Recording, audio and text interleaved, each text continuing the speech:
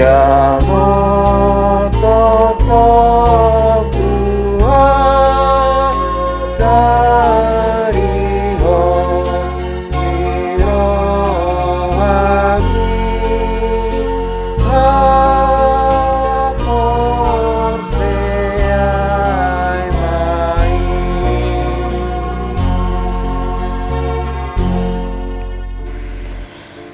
Kasih karunia dan damai sejahtera dari Allah Bapa kita dan dari Tuhan Yesus Kristus menyertaimu. Amin. Bapak, Ibu, saudara-saudari yang dikasihi Tuhan Yesus Kristus, untuk menuntun hidup kita di setiap aktivitas kita, baiklah kita senantiasa membangun relasi dan komunikasi dengan Tuhan dengan berkenan mendengarkan firman-Nya.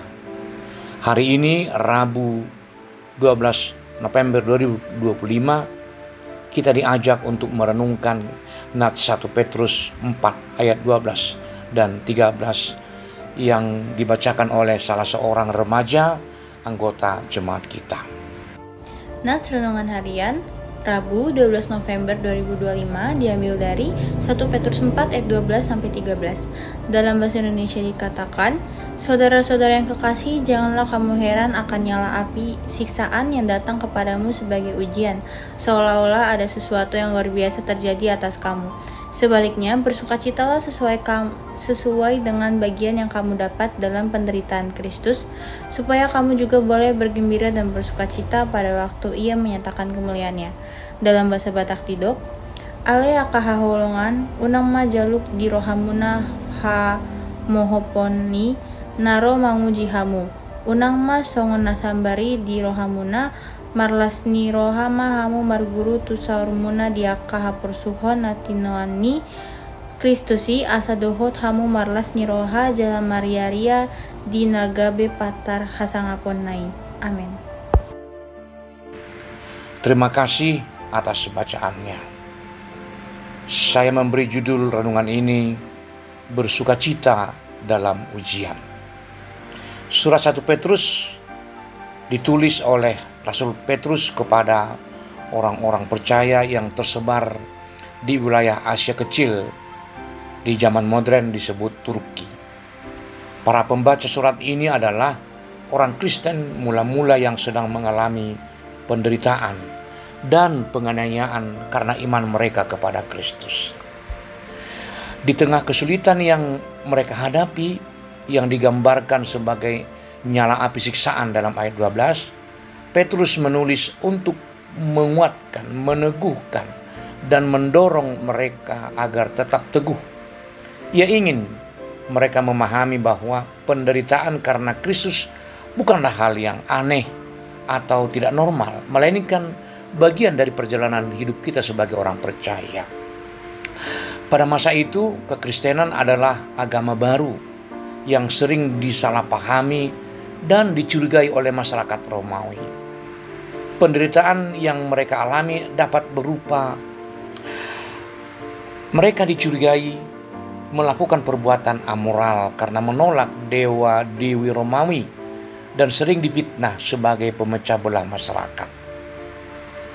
Dan terkadang penderitaan meningkat menjadi penganiayaan hebat di bawah kekuasaan kekaisaran Romawi seperti yang pernah terjadi di saat Kaisar Nero yang mengkambing hitamkan orang-orang Kristen sebagai penyebab kebakaran kota Romawi. Meskipun memang surat ini mungkin ditulis sebelum penganiayaan masif tersebut atau tekanan sosial sudah memang ada. Kita boleh memahami pesan yang disampaikan Rasul Petrus pada nats renungan ini adalah untuk melihat jangan heran, ayat 12. Ujian dan penderitaan harus dipandang sebagai sesuatu bahagian dari perjalanan hidup orang percaya. Kalau terjadi penderitaan, itu hal yang lumrah bagi pengikut Kristus, bukan sebagai kejadian luar biasa yang menandakan Allah telah meninggalkan mereka. Justru di tengah penderitaan itu Allah hadir dan memakai sebagai alat untuk memurnikan iman kita, seperti api memurnikan emas. Namun yang di sisi lain juga kita harus melihat ayat 13, bersukacitalah. Alasannya, penderitaan yang mereka alami adalah bahagian dari penderitaan Kristus. Ini adalah sebuah kehormatan. Bersukacita saat ini akan menghasilkan sukacita dan kemuliaan yang jauh lebih besar saat Kristus menyatakan kemuliaannya pada waktu kedatangan yang kedua kali. Bapak, Ibu, saudara-saudari yang dikasihi Tuhan Yesus Kristus, pesan nats renungan ini masih sangat relevan hingga hari ini.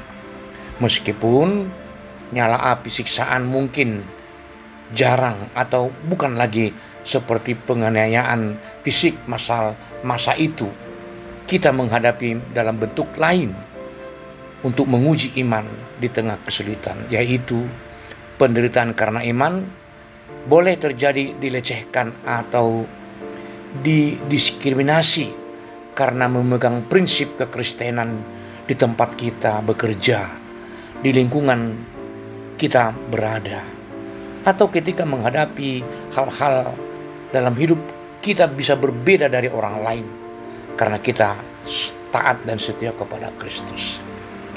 Yang kedua juga boleh kita pahami pesan nats ini, ujian dalam kehidupan.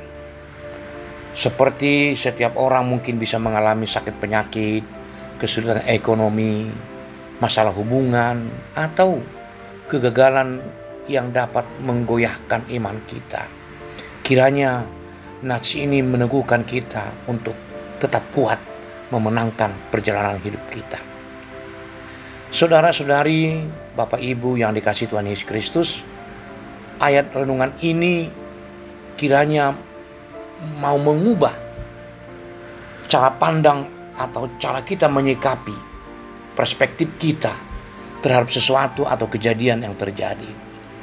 Penderitaan bukan lagi sekadar musibah, tetapi menjadi alat pemurnian atau ujian iman dan kesempatan untuk bersekutu dengan Kristus lebih akrab di dalam hidup kita. Oleh karena itu, ketika kita menghadapi kesulitan, entah itu karena iman atau ujian hidup biasa, jangan langsung bertanya, mengapa ini terjadi padaku?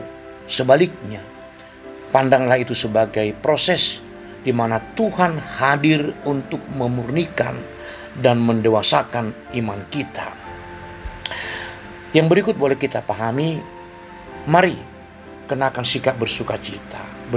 Berusahalah untuk bersukacita, bukan karena kita menikmati rasa sakit, tetapi karena kita tahu bahwa melalui penderitaan itu atau pengalaman yang sedang kita hadapi ini, kita sedang mengambil bagian dalam penderitaan Kristus dan menantikan kemuliaan yang akan datang. Sukacita kita bersumber dari pengharapan kekal, bukan kepada keadaan sementara. Yang ketiga, setialah berbuat kebaikan.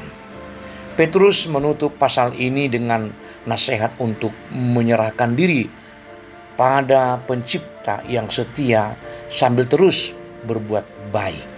Kita harus tetap hidup benar meskipun kebenaran itu membawa kita pada kesulitan. Bapak, Ibu, saudara-saudari yang dikasihi Tuhan Yesus Kristus, ada 3 rangkuman yang boleh kita ambil dalam renungan ini. 1, penderitaan adalah bagian dari perjalanan hidup kita sebagai orang percaya.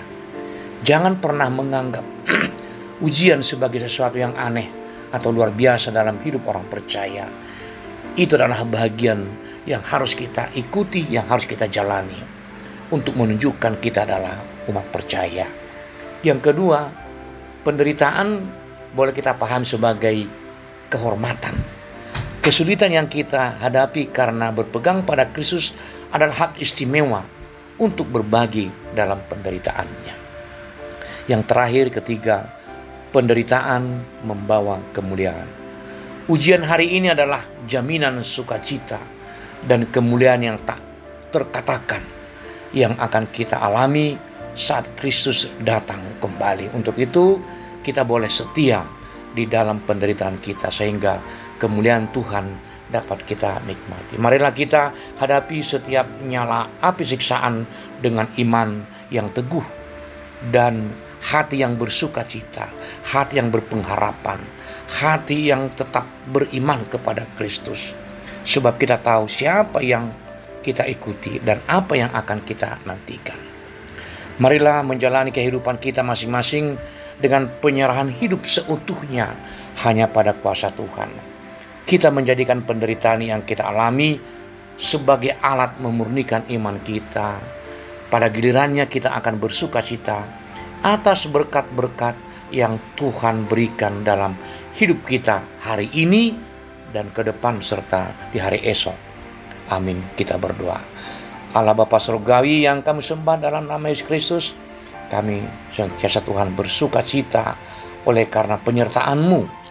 Kendati pun kami menghadapi berbagai pergumulan hidup, penderitaan, tetapi kami berharap dengan penuh sukacita kepada kuat kuasa-Mu, meneguhkan, memurnikan iman kami, sehingga kami dapat memenangkan segala perjalanan yang kami lalui.